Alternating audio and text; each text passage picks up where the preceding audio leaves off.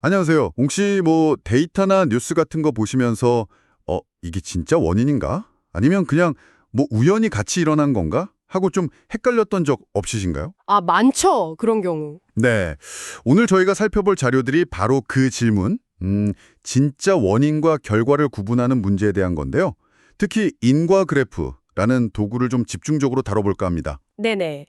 그 인과 그래프요. 이게 뭐랄까 막 쏟아지는 정보들 속에서 길을 찾아주는 지도 같은 거라고 할 수 있겠죠? 그렇죠. 복잡한 관계를 좀 명확하게 보여주니까요. 여러분이 보내주신 자료가 레슬리 마인트라는 분의 유튜브 채널 영상 스크립트인데요. 인과 그래프의 정말 기본적인 개념부터 시작해서 이걸로 데이터는 어떻게 분석하는지, 그리고 심지어 데이터 안에서 그 인과 구조를 어떻게 찾아내는지까지 꽤 깊이 들어가더라고요. 네, 내용이 상당히 체계적이었어요. 그래서 오늘 저희의 목표는 이 인과 그래프라는 지도가 대체 어떻게 그려지고 또 어떻게 읽어야 하는지, 그리고 이게 왜 중요한지를 그 핵심만 쏙쏙 뽑아서 이해해 보는 겁니다. 네, 좋습니다. 좀 복잡해 보일 수도 있지만 가장 중요한 부분들 위주로 명쾌하게 한번 풀어가 볼게요. 자, 그럼 이 흥미로운 세계로 같이 한번 들어가 보시죠. 먼저 기본부터 좀 확실히 해야 할 것 같아요. 인과 그래프, 이게 정확히 뭔가요? 자료 보니까 변수들 사이의 인과관계를 그림으로 나타낸 거라고 하던데요. 네, 맞아요. 아주 직관적인 아이디어에서 출발해요. 그 동그라미, 그러니까 노드라고 부르는 게 우리가 관심을 갖는 변수들. 예를 들면 뭐 교육 수준이나 소득 같은 거요. 아, 네네, 변수들. 그리고 화살표 이걸 엣지라고 하는데 이게 원인에서 결과로 가는 직접적인 영향력의 흐름을 보여주는 거죠. 근데 여기서 중요한 건 이 화살표에 방향성이 있다는 거랑 그래프 전체적으로 봤을 때 순환, 그러니까 빙빙 도는 구조가 없어야 한다는 거예요. 아, 순환이 없어야 한다. 네. 이걸 합쳐서 방향성 비순환 그래프, 영어로는 Directed Acyclic Graph, 줄여서 DAG라고 불러요. 방향성은 뭐 이해가 가요. 원인에서 결과로 가니까. 근데 비순환은 왜 중요한 건가요? 시간이 거꾸로 흐를 수는 없다는 그런 뜻인가요? 정확합니다. 원인이 결과보다 시간적으로 먼저 와야 하잖아요. 그렇죠. X가 Y의 원인인데 다시 Y가 X의 원인이 되는 이런 식의 순환은 기본적인 DAG에서는 허용되지 않아요.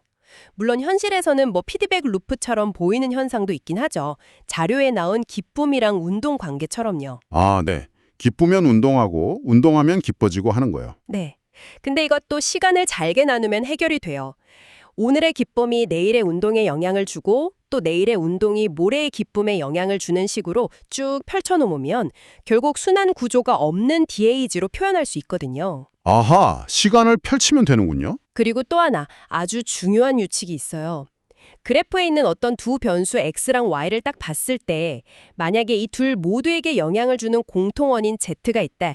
그러면 그 Z 역시 반드시 그래프에 포함시켜야 한다는 거예요. 아, 공통원인을 빼먹으면 안 된다. 네.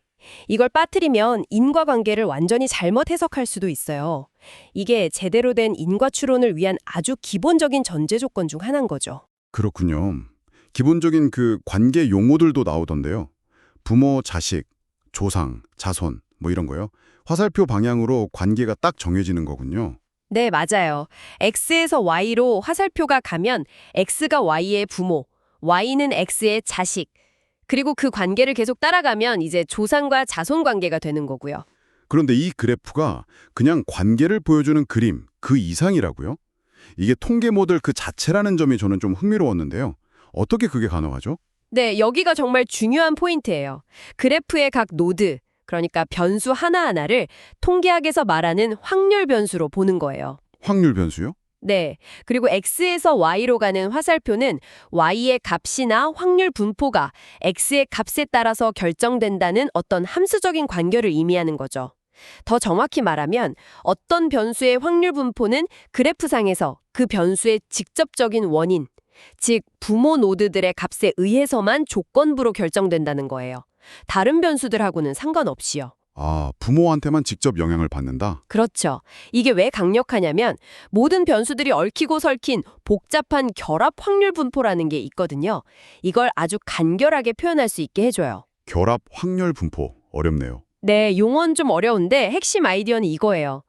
인과적 마르코프 가정이라는 것 덕분에 각 변수는 자기 부모 노드값만 알면 그 외에 다른 조상이나 뭐 관련 없는 변수들하고는 통계적으로 독립이 된다는 거예요. 아, 그러니까 모델링해야 할 관계의 수가 확 줄어드는 거네요. 바로 그거죠. 복잡성이 확 줄어드는 거예요. 아하, 그래프 구조가 통계적인 의존성을 이렇게 단순화시켜주는 거군요.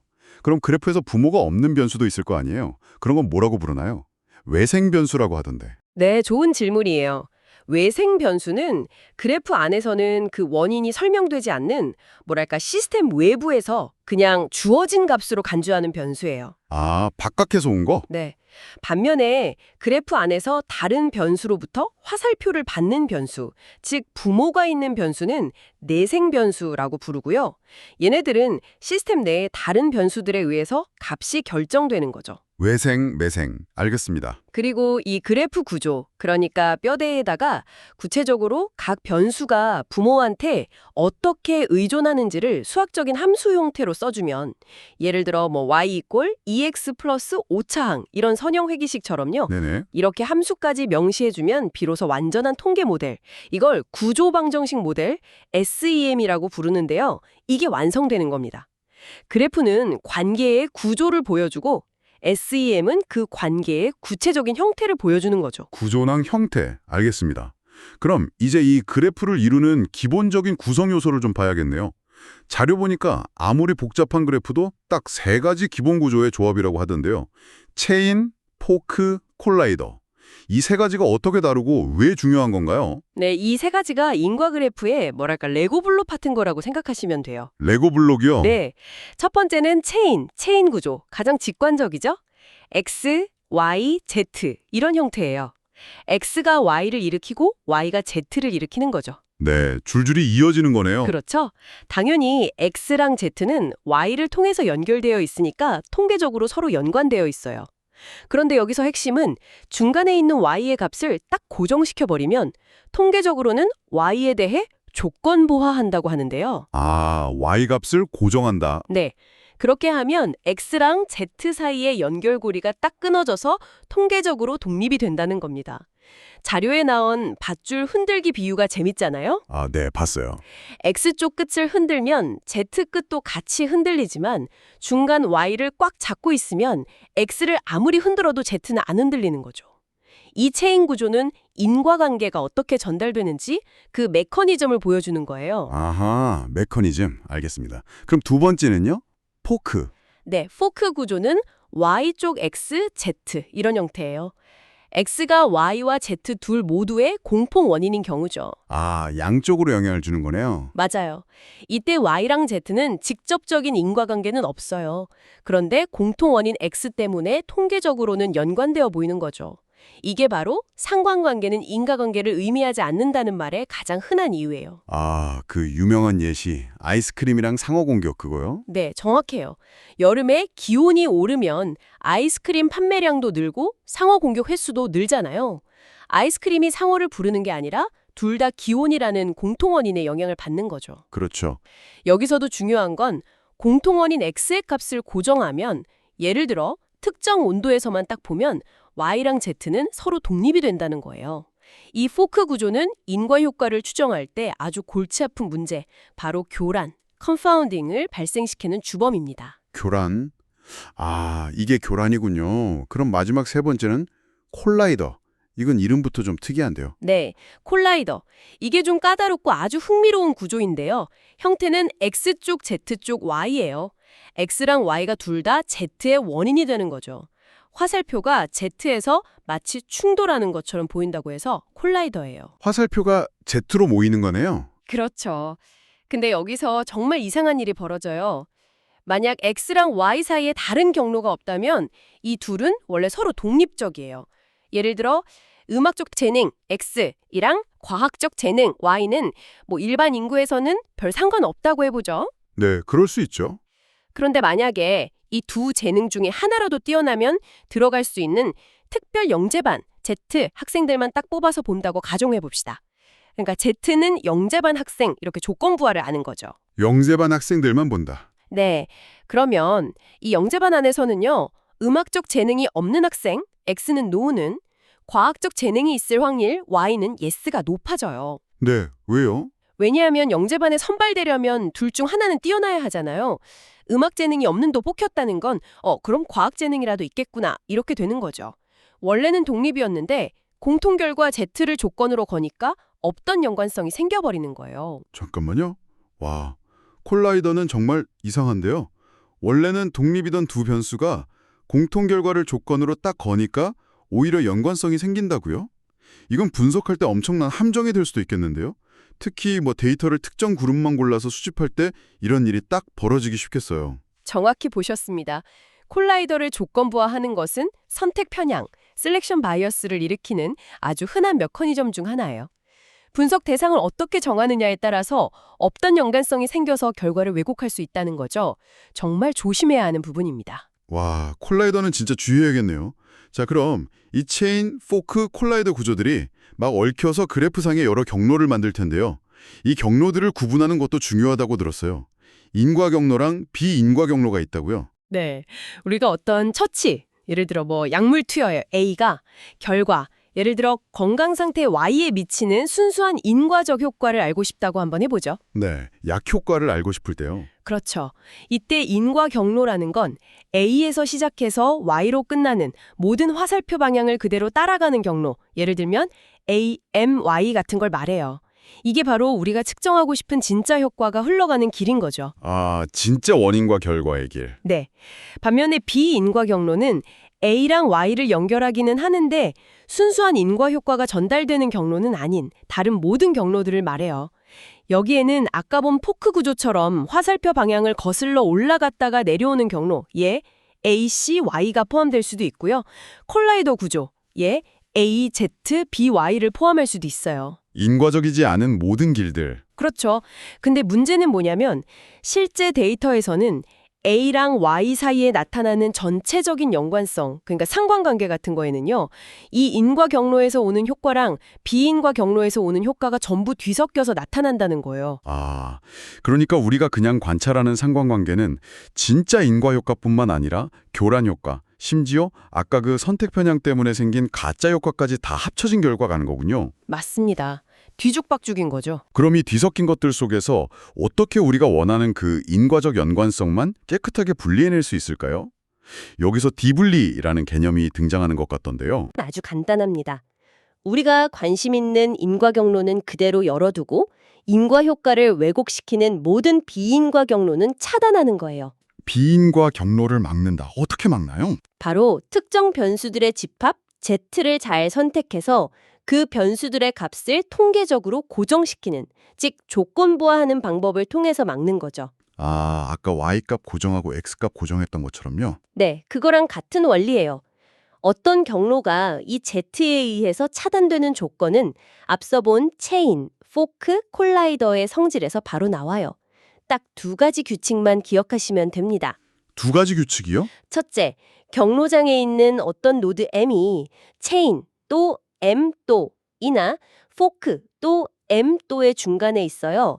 그리고 이 M이 우리가 선택한 조건 집합 Z에 포함되면 그 경로는 M에서 딱 차단됩니다. 아까 밧줄 중간 잡는 것처럼요. 아, 중간을 통제하면 막힌다. 둘째, 경로상에 있는 노드 M이 콜라이더 또 M 또예요. 이때는 반대예요. 이 콜라이더 M 자체도 그리고 M의 어떤 자손, 디센던트도 Z에 포함되지 않아야 그 경로가 차단된 상태를 유지해요. 콜라이더는 건드리면 안 된다. 그렇죠. 콜라이더는 건드리면 오히려 막혀있던 경로가 열려버리니까 건드리지 않아야 차단된 상태가 유지되는 거예요. 와, 생각보다 규칙 자체는 명확하네요. 그럼 우리의 목표는 모든 비인과 경로에 대해서 이 두 조건 중 하나라도 만족하도록 변수 집합 Z를 아주 현명하게 선택하는 거군요. 맞습니다. 그렇게 Z에 포함된 변수들을 딱 통제하면 처치 A를 받은 그룹이랑 안 받은 그룹이 다른 요인들에 대해서도 비슷해져서 이걸 조건부 교환성이라고 하던데 아무튼 공정한 비교가 가능해진다는 거죠. 네, 완벽하게 이해하셨어요. 실제로 우리가 회기 분석 같은 통계 모델 돌릴 때 처치 변수 말고 어떤 변수들을 통제 변수, 컨트롤 베리어블로 넣어야 할지 결정하잖아요. 그 이론적인 근거가 바로 이 지분리 원리에 있는 거예요. 아, 통제 변수 선택의 기준이군요. 그렇죠. 그리고 통계적인 효율성을 위해서는 필요한 모든 비인과 경로를 차단하면서도 가능한 한 가장 적은 수의 변수만 포함하는 최소 충분 조건 집합을 찾는 게 좋아요. 너무 많은 변수를 통제하면 오히려 분산이 커진다거나 하는 다른 통계적 문제가 생길 수도 있거든요. 최소한의 변수로 최대한의 효과. 알겠습니다. 이론은 정말 강력한데요. 그럼 이제 실제 연구 상황을 좀 생각해 보죠. 자료에 나온 그 유권자 투표율 예시처럼요. 연구 질문을 설정하고 그래프를 그릴 때 구체적으로 뭘 고려해야 할까요? 첫 번째는 연구 질문 자체를 아주 명확하게 정의하는 거예요. 예를 들어서 실행 의도 사용이 투표 확률에 미치는 인과적 효과는 이런 질문이 있다고 하면 여기서 실행 의도 사용이 정확히 뭘 의미하는지를 구체화해야 해요. 실행 의도 사용. 네. 자료에서도 지적하듯이 퇴근 후 5시에 0.5마일 걸어가서 투표하겠다 이런 구체적인 계획이랑 그냥 투표하러 가야지 하는 막연한 생각을 같은 처치로 볼 건가 이런 정의가 모호하면 나중에 결과 해석도 애매해지거든요. 아, 처치 정의부터 명확하게. 네, 질문이 명확해졌다면 이제 그래프를 그리기 시작하는 거죠. 일단 처치 A, 실행 의리도 사용과 결과 Y, 투표 여부 노드를 그리고 A에서 Y로 가는 화살표를 그려요. 이게 우리가 관심 있는 인과 효과니까요. 네, 기본 화살표. 그 다음이 중요해요. A와 Y 둘 다에 영향을 줄 수 있는 공통 원인, 즉 교란 변수를 찾아서 추가해야 합니다. 투표율 예시라면 개인의 정치적 관심도 P, 나 교육 수준 E 같은 것들이 해당될 수 있겠죠? 정치 관심 많으면 실행 의도도 잘 세우고 투표도 더 할 수 있으니까요. 그렇죠. PA, PY 이런 식으로요. 이런 교란 변수들은 A와 Y 사이에 A, P, Y 같은 포크 형태의 비인과 경로를 만들어요. 그러니까 반드시 Z에 포함시켜서 통제를 해줘야 하는 거죠. 교란 변수를 찾아서 그래프에 넣고 통제한다. 네. 그리고 아까 그토록 강조했던 선택 편향 가능성도 반드시 점검해야 합니다. 콜라이더 구조랑 관련될 때가 많다고 했잖아요. 네, 콜라이더 문제. 예를 들어서 데이터를 특정 웹사이트 설문조사를 통해서만 모았다고 해봅시다. 그럼 우리 데이터는 이미 웹사이트 사용자 S는 Yes라는 조건 하에 있는 사람들이잖아요. 그렇죠. 사용자만 있으니까. 네. 그래프 상에서 S가 이미 조건부화된 거예요. 근데 만약 이 S가 콜라이더 역할을 한다면 예를 들어 평소에 행동력이 강한 성향 U1이 웹사이트 사용 S에 영향을 주고 또 정치 뉴스레터 구독 여부도 S에 영향을 준다고 해봅시다. U1, S, U2. 네, S로 화살표가 보이네요. 근데 만약에 이 U2가 다른 경로를 통해서 최종 결과인 투표 Y에도 영향을 미친다면 예를 들어 U2 호편 투표용지 신청 M, Y 이런 식으로요. 아, 복잡해지네요. 네. 그러면 A와 Y 사이에 A 호편 투표용 U1, S, U2, M, Y와 같은 아주 복잡한 비인과 경로가 생길 수 있어요. 근데 여기서 문제는 콜라이더 S가 이미 데이터 수집 단계에서 조건부화되었기 때문에 이 경로가 열려버린 거죠. 아, 웹사이트 사용자만 모아서 콜라이더 S가 통제된 효과가 나버린 거군요. 맞아요. U1, U2는 측정 불가라 직접 통제는 못하지만 다행히 만약 측정 가능한 중간 변수 M, 즉 후편 투표용지 신청 여부 같은 게 있다면 M을 Z에 포함시켜서 통제함으로써 이 열려버린 비인과 경로를 다시 차단할 수 있는 거죠. 와, 그래프를 그려보니까 이런 숨겨진 편향의 경로가 눈에 보이네요. 정말 강력한 사고도군데요. 그렇죠. 구조를 시각화하는 게 큰 도움이 돼요. 그런데 지금까지는 우리가 전문가 지식 같은 걸로 그래프를 그린다는 전제였잖아요. 혹시 그런 지식이 좀 부족하거나 아니면 아예 데이터만 보고 그래프 구조를 거꾸로 알아낼 수는 없을까요? 그 인과 발견이라는 개념이 그걸 시도하는 것 같던데요. 네, 맞습니다. 인과 발견은 데이터에 나타난 통계적 패턴, 특히 변수들 간의 조건부 독립성 관계를 이용해서 인과 그래프의 구조 자체를 학습하려는 뭐랄까 좀 야심찬 시도예요. 데이터에서 구조를 찾는다. 네, 디블리 개념을 거꾸로 적용하는 거죠. 디블리가 구조가 주어졌을 때 어떤 변수들이 독립일까를 알려준다면 인과 발견은 데이터에서 x랑 y가 z를 조건으로 독립이라면 이들의 구조는 뭘까? 이걸 추론하는 거예요. 데이터에서 조건부 독립성이 관찰되면 아마도 z가 x랑 y를 디분리시키는 그런 구조일 것이다 라고 추측하는 거죠. 오, 역추적이네요. 그런데 여기에는 아주 중요한 그리고 때로는 좀 불안정한 가정이 필요해요. 바로 충실성 가정이라는 건데요. 충실성 가정이요? 네. 이건 데이터에서 관찰되는 모든 조건부 독립성 관계가 실제의 인과 구조를 충실하게 반영한다는 가정이에요. 즉, 실제로는 연결되어 있는데 우연히 다른 경로의 효과랑 완벽하게 상쇄가 돼서 통계적으로는 독립처럼 보이는 그런 운 나쁜 경우는 없다고 가정하는 거예요. 아, 그런 우연은 없다. 네. 만약 그런 상쇄가 실제로 일어난다면 데이터의 독립성 패턴만 보고는 실제 구조를 잘못 추론할 수도 있겠죠. 충실성 가정에 깨질 수도 있다니 그럼 인과 발견 알고리즘도 완벽하진 않겠네요. 그래도 어떤 식으로 작동하는지 좀 궁금한데요. 기본적인 알고리즘, 자료에서는 SGS 알고리즘 예시가 나왔는데 대략 2단계로 진행돼요. 2단계. 네. 첫 번째는 뼈대 구축, 스켈레톤 빌딩 단계예요. 일단 모든 변수상 사이에 연결선, 엣지가 있다고 가정하고 시작해요. 다 연결되어 있다고 보고. 네. 그런 다음 각 변수상 x, y에 대해서 가능한 모든 다른 변수들의 조합을 조건 집합 Z로 삼아서 통계적으로 조건부 독립성 테스트를 수행해요. 예를 들면 회귀 분석에서 x의 개수가 0인지 확인하는 식으로요. 네네. 만약 어떤 g에 대해서든 x와 y가 조건부 독립이 된다면 얘네 둘 사이에는 직접적인 연결이 없나 보다 하고 그 엣지를 지워요. 이걸 모든 쌍에 대해 반복하면 방향이 없는 뼈대 그래프만 남는 거죠. 관계없는 선들을 지워나가는 거군요. 그렇죠. 두 번째는 엣지 방향 설정, 엣지 오리엔테이션 단계예요. 이제 뼈대의 방향을 입힐 차례죠. 주로 x, y, z처럼 세 변수가 연결된 구조를 살펴봐요. 만약 x와 z가 y를 조건으로 했을 때 여전히 의존적이라면 y는 콜라이더, x추, y추, z일 가능성이 높다고 추론해요. 왜 콜라이더죠? 왜냐하면 만약 체인이나 포크 구조였다면 y를 조건으로 했을 때 x와 z가 충실성 가정하에서는 독립이 되었을 거잖아요. 근데 여전히 의존적이라는 건 콜라이더 구조의 가능성이 높다는 거죠. 아하. 이렇게 콜라이더를 딱 찾아내면 그 정보를 이용해서 다른 엣지들의 방향도 연쇄적으로 결정해 나갈 수 있어요. 예를 들어 X추, Y추, Z를 찾았는데 Y추 W 엣지도 있다.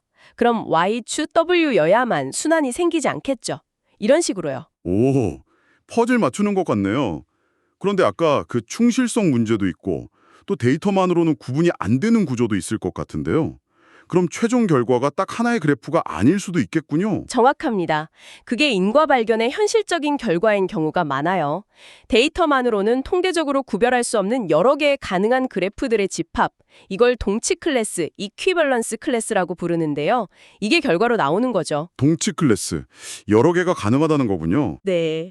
예를 들어 X, Y, Z, X, Y, Z, X, Y, Z 이 세 구조는 전부 Y를 조건으로 하면 X와 Z가 독립이라는 같은 통계적 패턴을 보여줘요.